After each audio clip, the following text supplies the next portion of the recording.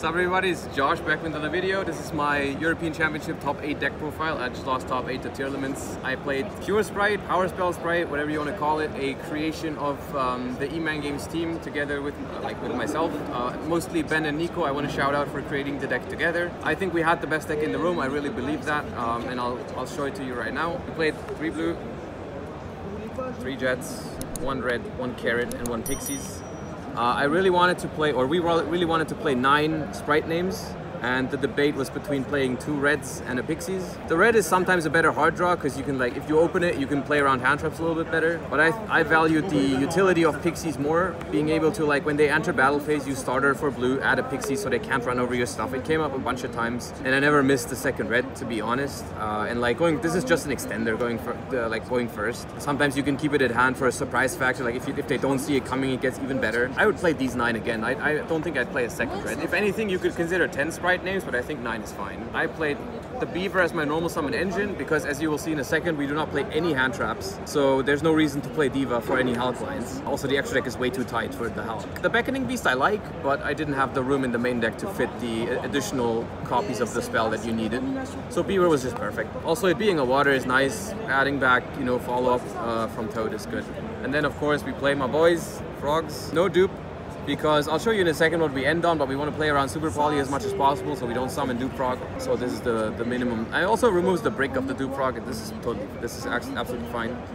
We played Lilybell because we did play the Light Stage. Light Stage is really good this format. It's a level 2 extender, of course, so you'd like activate Light Stage, add Lilybell, special it. And it's just very good if you get, like, if people try to remove your level 2s off the board with stuff like Meta Noise, whatever, Snow, Gamma, all these kinds of things. Very clutch, came in handy a lot of times.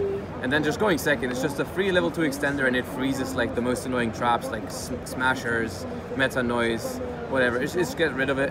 Called by, like very often you'd be surprised at people having exactly 1 face down, and just having an extender that also deals with back row is really, really powerful. For the Spright spells, we played 3 starter and 1 smashers. And then we played 3 Prosperity. This should be staple in this deck, like unless budget reasons, but this card is like insane for consistency in this deck. And then, like I said, we didn't play hand traps. The reasoning to not play hand traps is simply because they're not effective enough this format. Like, you're just not gonna stop your opponent from playing consistently enough. So we decided to go with a board breaker approach of playing Talons, Dark Ruler. We did play Mystic Mine. You know, card should be banned, but as long as it's legal, we can make use of it, of course. If you're wondering, this deck does not blind second, even though I did in the feature match against Herman. If you know it's tier limit, you choose second, but blind, you go first. Which seems odd if you have all these cards in your deck, but it legit doesn't matter. As long as you make a board that can't be super polyed against tier limit and Spright, you will just not die. You won't die, you'll always get another turn. So even if they crack your board and you have 1 of these in your hand, you probably still win the game. You just make a turn 1 play that has some sort of follow-up, and then even if they have Dark Ruler, then you get, like, Dark Ruler as well. If they Dark Ruler, they never kill you, and Dark Ruler is one of the only cards that really breaks the board. Like, if I have double Toad negate, Djinn Buster negate, Smasher set, whatever, they're not winning anyways if they don't have Dark Ruler or Super Poly. So we play around Super Poly, and if they Dark Ruler, we never die, so that's cool. So on the backswing, we just take back the game on the 3rd turn with these. I played 2 enemy controllers because I think they're just really good this format. They're, like, really good in the mirror because you can do things where, like, you normal summon a Beaver, they try to negate with Toad, you chain this, tribute it, target their elf. You don't have a monster because you tribute for cost, so they can't bring back their Toad. You steal the elf, you can still use it. It's really good against tier limits. It helps mainly to play around stuff like Dragostapelia. Like, you'll normal summon Beaver or Swap Frog. They'll try to Dragostapelia because they'll think, oh, it's just a level 1, then they can't extend. So you'll chain the enemy, which prevents the counter from hitting the card, so it will still resolve. Like, you'll still get your Beaver from the deck. You'll take their whatever, like, you don't even have to take your Dragostapelia because you already baited it. You can take, like, their only tier limit cards to turn off Meta Noise or Sulliak or whatever. It helps you play through multiple interruptions with 1 card, so it's really valuable. And the main reason to also play this over stuff like Mind Control, which I considered playing, was that this is significantly better going first, because you can, like, steal the Spright XYZs, or you can turn something to defense when they try to Zeus you. When they try to run over your Djinn Buster or Toad or Elf, you can turn it to defense. It comes in quite handy, more than you'd think when you go first. So that's why I made enemy. It's only a 2-of because this is basically the 39th and 40th card. We played 1 Change of Heart. This card is surprisingly good going first because it helps you beat stuff like Havness. It beats Gamma, which I got Gamma once and took the Gamma with Change of Heart and just kept playing with the Spright extenders. And going second is obviously insane. Like, if you have so many spells, so you activate a spell that baits Toad, they tribute the Toad, they can't bring it back yet because of the elf needs a monster on my board, right? So I'll just change a heart to elf, similar to the enemy the elf, right? I'll just take the elf and they can't bring back the toad. So it's like, it helps play through interruptions a lot. And against Tearlament, this is busted because you just take one big threat off the board, like a Dragos Tapelia. Taking a Dragos Tapelia with this is also really good, or like Collide the Heart, link it off, or whatever. It's like really, really powerful. Play the Terraforming, of course, 4 copies of mine, 3 copies of Light Stage, and the Called by the Grave is the 40th card. Not so much because we're scared of hand traps. It's a nice bonus, but I don't think I Called by the Grave a single hand trap this entire tournament. It's mostly been used on like Toad going second, Tearlament Grave Effects going second, Snow, these types of things. Like I think I Called by the Grave 1 hand trap in the entire tournament, because the deck just plays through hand traps so efficiently anyway. So that's the main deck, 40 cards.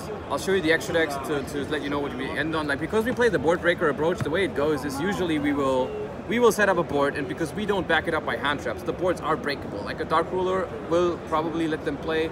Cards like Talons will probably let them play. They won't kill us, but like I said, we go back and forth with our own board breakers. That's why the extra deck is made for the grind game. We have to play 3 elf in this. Like, we make this a lot.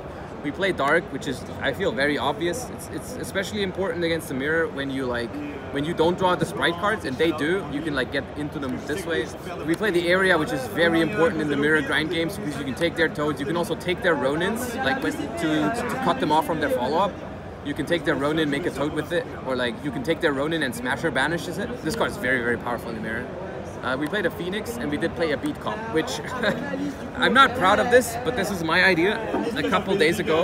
So the way it goes, right, we main deck Mine. The way Mine works is we can just use it to bait interruptions. We can just activate Mine and then Zeus them, right? That works. We can just activate Mine and force them to Toad negate it. That works. But what we can, if we bait the Smashers, like I've had games where I go activate Light Stage, they Smashers to Light Stage because it's really annoying for them, and then I just go Dark Ruler, Mystic Mine, and the Smashers is gone. So they literally deck out. Like, no one plays a main deck out other than Smashers. And in Tearlaments, no one plays a main deck out other than 1 Galaxy Cyclone or 1 Fusion Sub, which a lot of people do play that. So what this card does is it takes any 2 monsters, and if you use 2 dark monsters for it with different names, you contribute a monster to put a counter on a card. You put a counter on a card, and the first time it be destroyed, instead you remove the counter. So what you do is, against Tearlament, if you go second, they don't have any negates. You literally just slap Mystic Mine. You deal with their back row with this and Smashers. Like, even if they have 2 back row, like Imperm and Sulliag or whatever, you deal with those, and then all you need is 2 darks, which you can do so easily. Like, 1 gigantic, summon a dark monster, immediately makes beat comp. You tribute beat comp, you don't have monsters on the field, you put the counter here, the game's over. They deck out. After siding, it's not guaranteed anymore, which is why I only like committing for it in game 1, which is why I wanted to main deck the Mystic Mine in this approach as a 3-of. I feel like if you just side this, it becomes way more vulnerable, but in game 1, you can literally sit there and like there's no way they play 2 outs in the main deck. No one does. It's very toxic, and it just goes to show how much this card should be banned, but it was very busted for this specific tournament. It might get worse in the future if people prepare for it. Or this deck in general is like, it was very tailored towards beating standard hand trap Spright and standard Tearlament versions, which it did very consistently throughout the entire tournament. So yeah, the beat comp is just, it's nutty. It is very unfair. Like literally 5, 6, 7 game 1s that I won just because this hit the board. You can even tribute a face down, like if they meta noise your first normal summon and you can keep playing, you can summon this. You can even tribute a face down monster to put the counter and then just crash. So it still works in that scenario. It's just insane. This was an insane meta call. 2 Gigantics, 1 Toad, of course. 1 Djinn Buster. The reason I play Djinn Buster is I tried to make this board. I tried to make Elf, Djinn, Toad. This is my board that I end on. I like this because it can't get super polyed, because it's Dark, Fire, Water. If you have a Smashers as well, it's 4 interruptions. Like this negates twice, and the Smasher banishes, or Starter can get red or Carrot. So it's really hard to beat this without Dark Ruler, and like I said, I'm fine if I get Dark Ruler, because I'll just Dark Ruler or mine you back most of the time, and that's why we play Djinn Buster. It helps you play around hand traps a bit. Like, it's just like you would go like normal summon Beaver, these 2, the Jet and the Blue would make this, and then you play next to it. It's basically like a red on your turn, and then you it's like and then the last ones are, we played Onibamaru. I think it's important because, like, if they start with Dragos Tapelia, you do want to banish that immediately, otherwise it's going to stick around and be very annoying on the next turn because it can interact with your elf and stuff. So that's why it helps OTKing sometimes. I think I could have OTK'd in the feature match actually, but I forgot that I ran this card because I make it so rarely.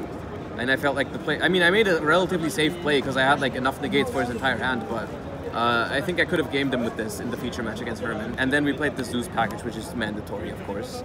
Yeah. This extra deck, it was very, very good. I didn't miss a single card, and all of these are 100% necessary. I do think this is optimal. I do think in general, there's not a card I would change in the main deck. There's not a card I would change in the extra deck. I don't think there's a card I changed in the side deck. I do really believe that this time we had the best deck in the room. A lot of people thought with this exact approach. Yeah, it's a shame I couldn't bring it further than top 8. I really would have liked to, but I think it's still like, it still was a really, really good call for this tournament. For the side deck, we play Pankratops because it's just very generic, and we did unfortunately have to play this card, which I'm not a fan of, like the time rules in general. It's just fucked. Some things about this game are very problematic right now, and the Mystic Mine is legal, and like the time rules are what they are. Like, what am I supposed to do? Like, should I side out like the best card in my deck? Like, just do I side these out if there's 3 minutes left on the clock? Like, I can't do that, so like I have to play this to not auto lose if I draw this card. Luckily, I tried to play as fast as I could. It only happened once the entire tournament that I had to use this card in time. But like the tournament deck just takes way too long, and breaking boards back and forth takes way too long. People are stubborn when you mind them, like they won't admit that they don't have another out, so they sit there for 25 minutes, which isn't even wrong from the tournament's perspective, by the way. Like, if you're a tournament player, under the current time rules, it's better for you to have a long game 1 because you know the Spright deck is very bad in time, so that's why this card had to be played, unfortunately. But, yeah, the time rules should just get changed, is the statement behind this card. I luckily didn't use it in top. I played 3 Lightning Storm.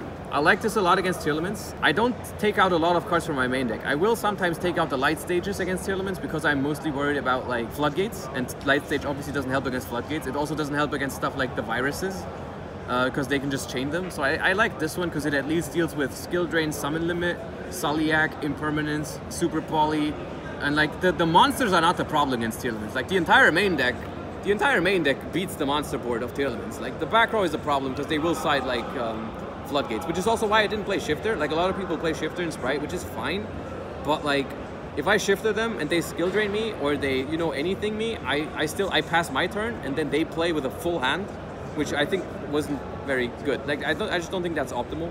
So that's why I like this. Also, it's just like our main deck is terrible against trap decks, so having this against trap decks as well as the Duster and 1 Cosmic was really nice. I played 1 Cosmic because I was afraid of other people doing the same thing to me. You know, the word about Beats Cop spread around the venue on Friday, so I felt like I wanted this, right? Because we play so many going second cards, specifically Mystic Mine and Dark Ruler, I wanted 6 cards to replace when I wanted to go first after siding. Like if there was enough time left, I would just go first and side these into Spright and Tearlaments, and that's just really busted. Like this is better than running 3 and 3 because like drawing this is better than drawing 2 a pointer. I guess 2 a pointer is fine. But drawing this and this is like worse than drawing, better than drawing 2 barriers.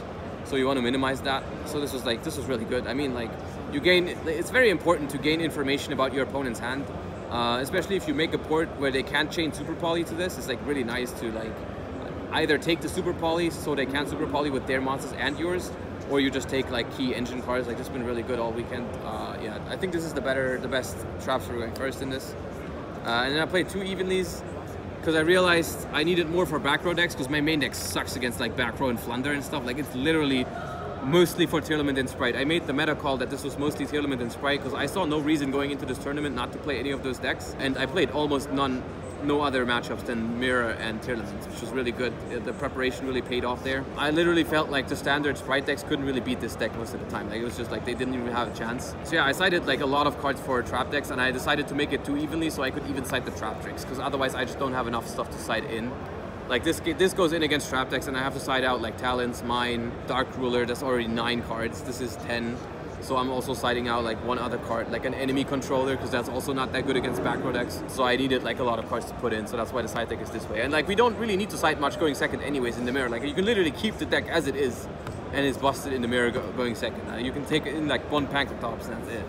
Like I didn't change much in any mirrors I played. The deck already beats it probably. Like I've 2-0'd most of my mirrors.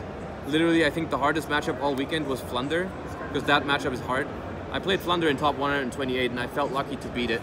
I did draw very well post side. I won game 1 going second, which was also kind of lucky. Their hand wasn't, they didn't break, but their hand wasn't amazing. That's the deck. Like I said, I do think we had a very good deck this weekend. Probably the best deck in the room. I wouldn't change a single card. I was really happy with it. My top 8 match was very unfortunate, but my opponent was nice and he played it well. He didn't make any mistakes. He just got very lucky with like the halfness mills and the danger. The danger hits not so much, but like the halfness mills and the draws and like. But he was nice, he played it well, no harsh feelings. I'm still happy with the result, happy to be back, happy to play, you know, Toad again. And yeah, I hope you enjoyed the profile. and we'll try to do better next time. But for now, this is it. And you know, leave feedback in the comments, subscribe to the channel, all that good stuff. Check out the Twitch stream in the description, where we're gonna, you know, recap the event this week and stuff like that. And other than that, you know, hope you have a great rest of the weekend, and bye bye everybody.